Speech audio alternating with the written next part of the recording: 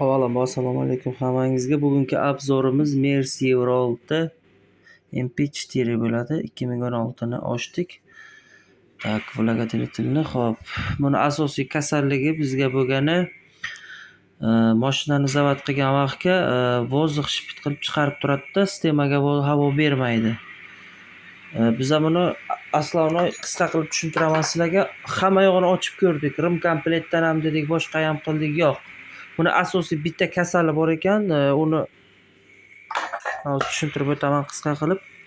Mana shu yerda stopernisi bor. Shu stopperni ochib, ichida prujinkalari bor, cho'zib tozalab bosish kerak. Bu qotar ekan.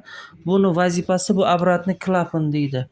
Mana bu yoqdan sistemadan vozdux keladi-da, sistemadan vozdux kelib, обратный klapandan qaytib chiqib ketadi. Обратныйdan chiqib, takka tashlayveradi.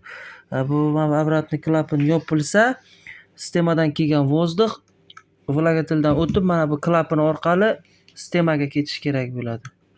Buni aybi mana shu bo'lib turibdi hozirgi holatda. Euro 6 Mercy MP4.